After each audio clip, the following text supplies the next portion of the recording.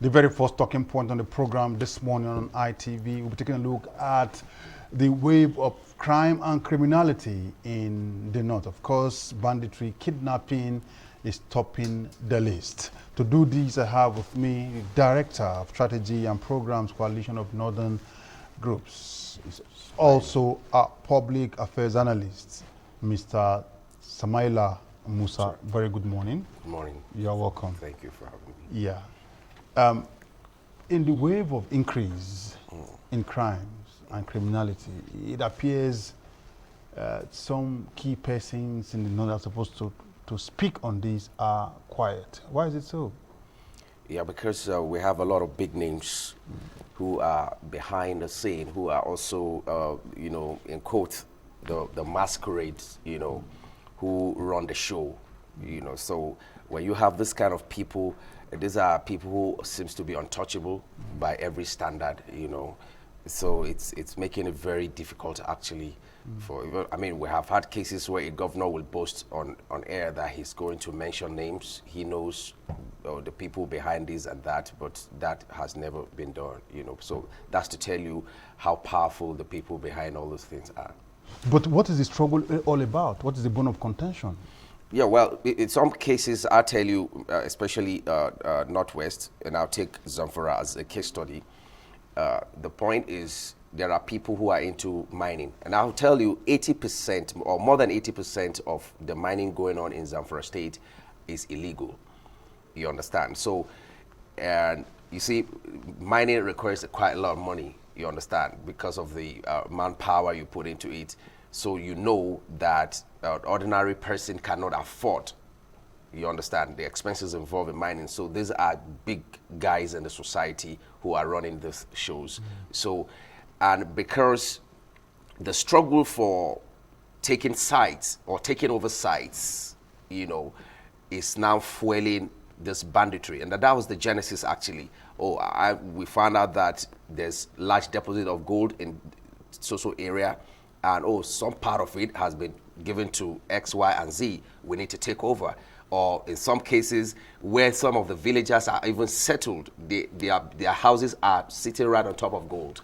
You need to displace them. How do you do that? You need to create chaos. These are people who knows how governance has been done. That's to tell you how powerful they are. They know how to run these things.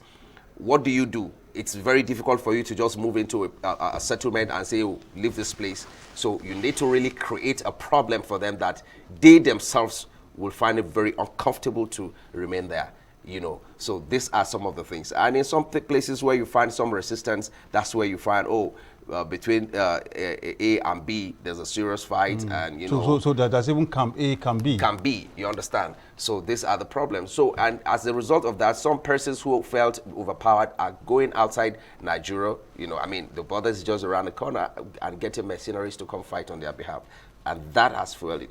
And in some cases, some of the mercenaries also saw that, wow, there's so much money to be made here. They themselves are now becoming warlords in our territory. You see? So, but these big names that you mentioned in quote and these various camps, A, B, C, maybe to Z, do we know them? Oh, well, they know them. You see, it's not my call.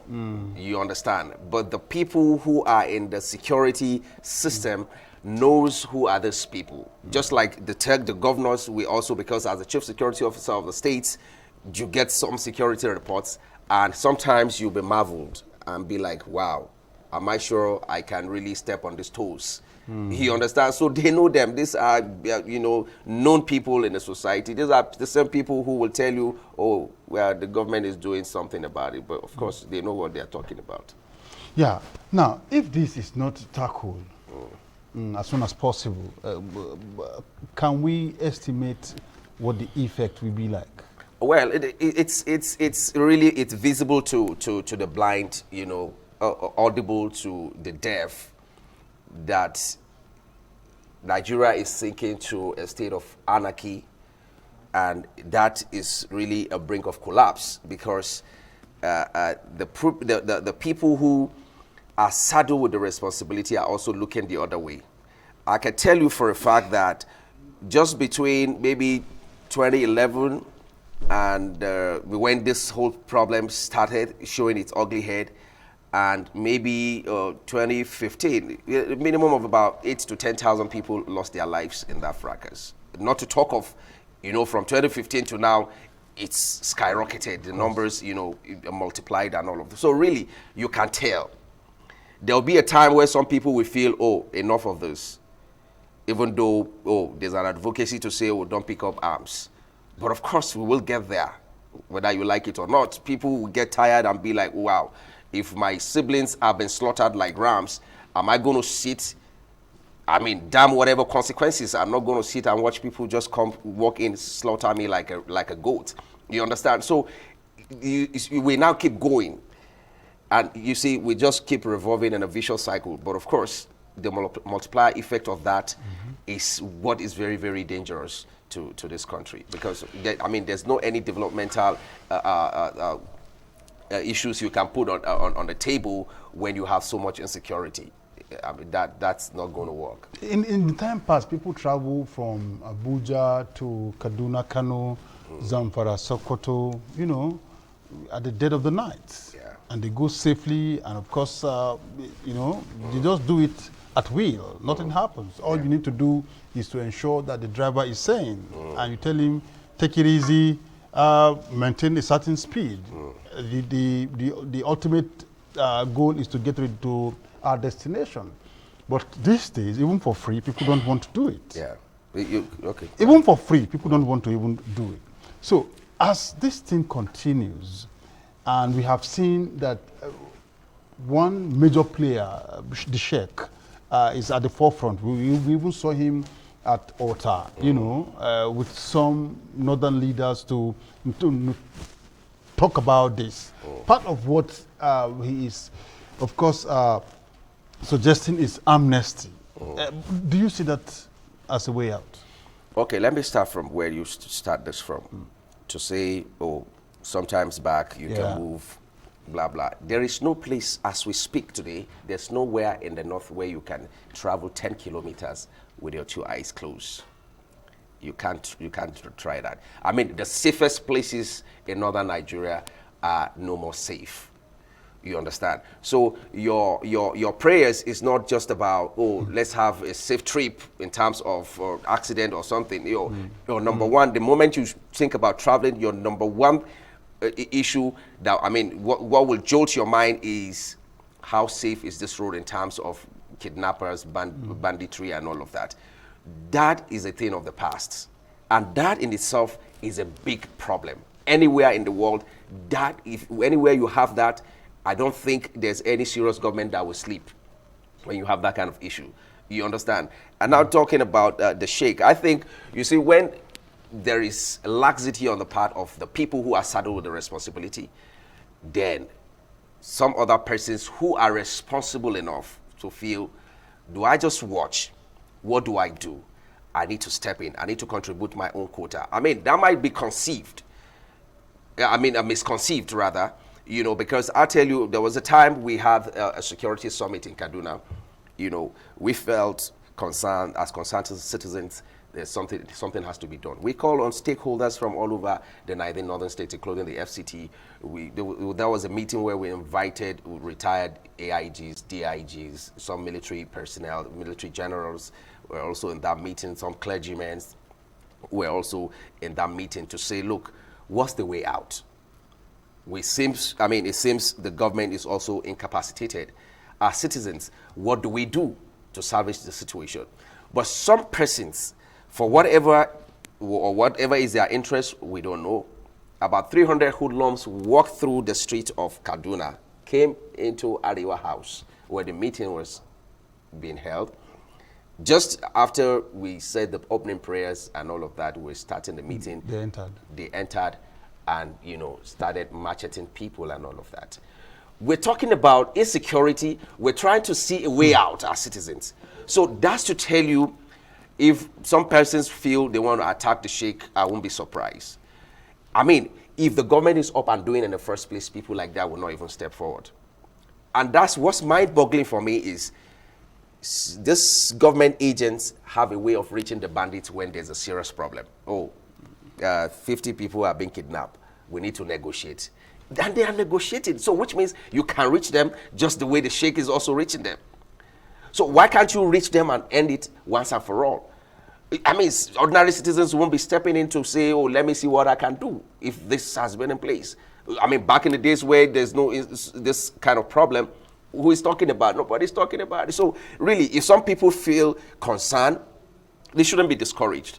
But rather, we should be saying, okay, so how do the government now leverage on their effort to see that this thing is completely getting rid of, rather than just sit down. I mean, some of us, we just hold our phones in our bedrooms. We're not contributing anything to the insecurity. We're not doing anything to help the situation. All we do is condemn, and go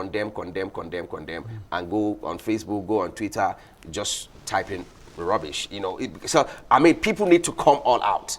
Even if you want to protest, you're free to do that. Do that. Let's see that you're doing something to help the situation, not just to sit down and just be condemning everybody that's trying to do something. Really. Yeah, but when it comes to intels, what have the people in the north do in terms of supplying such to security agents? Well, you see, the intel thing is still what we hear at the level of rumor.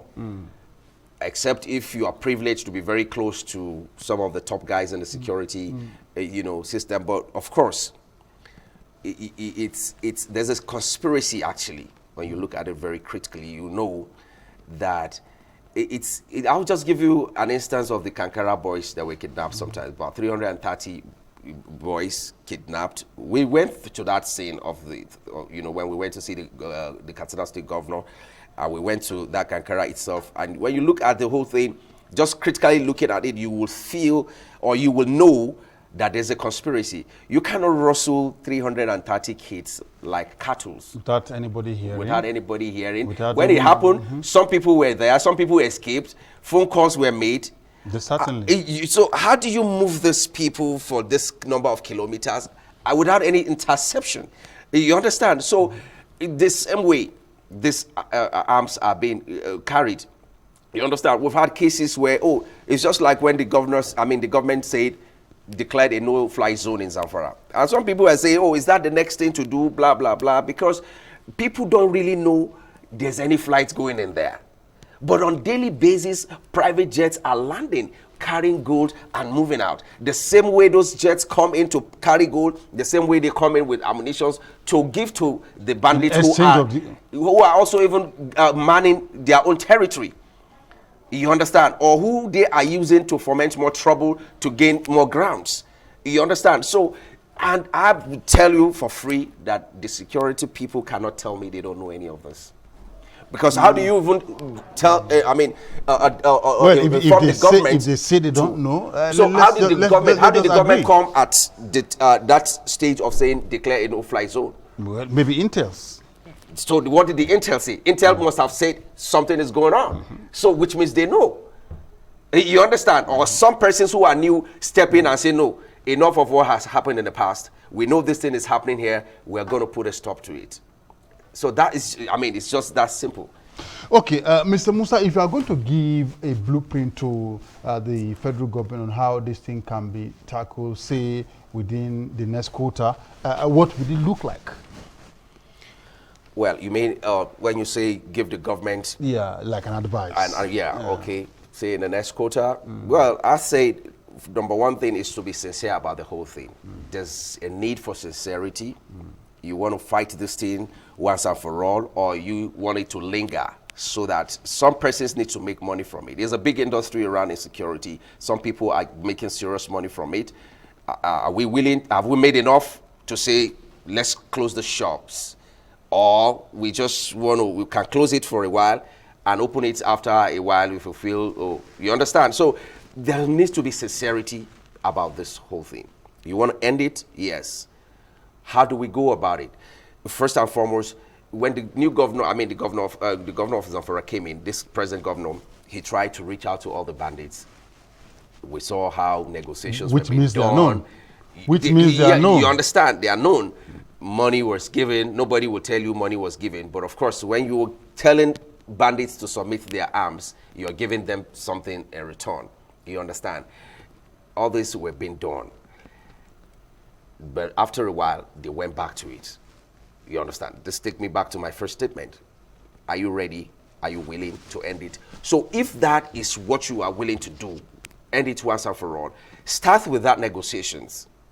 But you see, there's no government anywhere in the world that goes to a negotiation table from a position of weakness. You have to go from a position of strength. They have to say that, look, we're only doing this as the first handshake to say, oh, come, nobody has to die if we want to end this. Let's go this route first and foremost. Do you understand? You have to make them know that if between this, after this, this and that is not done, and you have to give that clear signal that, look, we're just doing this to appease everyone who feel aggrieved, or some persons who are, who genuinely actually have some points while they go into it, that let's know what your problems are. We're going to address it once and for all. After this, whoever is, there is no any mercy going to be shown to anyone. This is criminal. We're not going to condone that. So if you go to the negotiation table from a position of strength, you are sending that strong signal to say, look, it's either we do this or not, or our lives will go for it. So you begin to take it from that perspective. Once this is cleared off, then you let it be known that the kind of security operatives who will be manning those areas are not people who are willing to compromise, because you see, it always comes from the top. You understand? They always reach the top before it trickles down. And those are orders given. Even when the down is being compromised, you know orders have been given. So really, that has to be put in place. You know who those people are. We'll find a way to track them per time. Where are they? What are they doing per time? You have embraced amnesty. We need to know what's going on with you per time. You need to be under check. There is need for tabs to be put on all those people, so that if anything goes wrong, you wipe them out. Wipe them out? Yes. Yeah, you need to wipe them out. You sure that will not be more catastrophic? The same people who have killed more than 10 people within a stretch of about 6-7 years, you cannot be joking with them. They are willing to kill more, 20,000 in the space of 1 year if we have the chance to do that. So you need to let them know we are doing this because we want peace. But if this is not adhered to, then we are moving in. There's nothing like giving amnesty to people who are not willing to surrender anymore. Give them this amnesty, they take it. Once they mess it up, wipe them out. That's just the simple. Innocent people are dying every day, and you dining and whining with murderers every day. It doesn't work anywhere. So there must be some seriousness being shown in regards to ending this. So with what has happened so far, do you see food scarcity in the north in the near future? Of course, it's already happening. When farmers cannot go to farm, so what do you expect? Zamfara was one of the places where you have the largest agricultural produce in the past, especially cotton. Those are things that are used by textiles. You understand? And you'll be marveled at the level of export just from one state alone in terms of cotton and all of that. But when the people have been disenfranchised, they can't go to their farms. Everybody is running away. There's that quest for survival first and foremost. It's a basic instinct. So really, before you start talking about going to farm, you need to be guaranteed of your safety, because you've seen that some of your colleagues or some of your friends they've lost their lives through that. So that has actually reduced how much people put into farming, or how many people go into farming. Majority of them have actually left their base, because of insecurity. So that is already on. Not that, something we envisage will happen in the future. As we speak now, there's already scarcity. We're just trying to patch it and manage it and see how people will survive. Other than that, really, that commercial quantity is really being affected to a very great extent. Wow, that's mind-boggling. Yeah, of course it is. But we just hope that should stop in the near future. The discussion is with Samaila Musa, is Director of Strategy and Programs Coalition of Northern Group. So before you go, before we go, we need to get your final words, and the final word will be in which area? Well, with regards to this topic, I'll just tell you that the final word is both the government and the people need to do something. It is time to do something. Nigeria is a very funny country. It is about one of the funniest places on earth where things go wrong and everybody just fold their hands and watch and just keep lamenting, you know. No, people still talk. You are talking. Yeah, but I mean, people talk. Who are doing that are very few. We have seen that Kaduna governor who said, very few. I will not negotiate with bandits. Very few people are actually talking. Collectively, everybody needs to stand up to say, this has to end. You understand? And the way to do that for you as a bloody civilian is not to keep quiet. Oh, don't say, oh, no, let them, you know, we have this attitude of, it doesn't concern me and all of that. But you see, it is only a stupid man who thinks how his country is being governed does not concern him. You understand? So everybody needs to sit up to know that this is our thing. This is our country. We have no any other country. The earlier we realize that fixing it is collective responsibility, the people who are saddled with security issues, making sure that there's safety of lives and property needs to do that with all sincerity of purpose. I'll tell you, within the security system, there is serious politicking going on as to who are we going to post to these crisis areas because there is serious money to be made there. People only send their loyalists, not on pedigree, on how competent, but on how loyal is he going to be to me in receiving back and all of that. But I think somehow they also want this issue to be a thing of the past. Well, that's what you think. It's an assumption, really. I mean, we've had cases in Northeast where people have lamented out the kind of money being pumped in there. More than half of it has been frittered away or been stolen by the same people who are supposed to be working with it, really. We have had cases where, they say, they trace our military generals buying house almost on a monthly basis, blah, blah, blah. We've had issues. EFCC cases are rampant. You understand? So really, there needs to be sincerity of purpose on both ends. People should know that no matter how much you amass, this is blood money. You're not going to live to spend it with peace. That is just the thing. It's karma, really. You can't get away with it. Even if you're spending with peace, what if... There's never...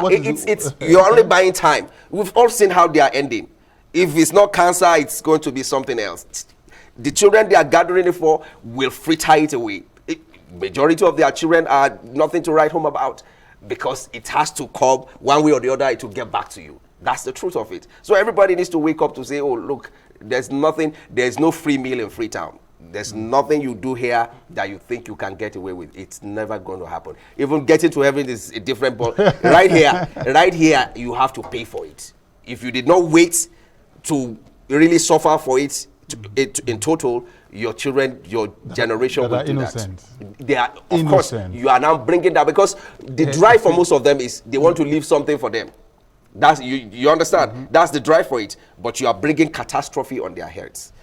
That's what you're doing in the long run. Okay, I must thank you for your time with us on the program this morning. The public is a public affairs analyst and the director of strategy and programs coalition of Northern Group, Samaila Musa. Thank you for your time. We hope to bring you again to look at these issues more and more. No problem. Okay, we'll take a quick break now. When we come back, the program this morning on ITV continues.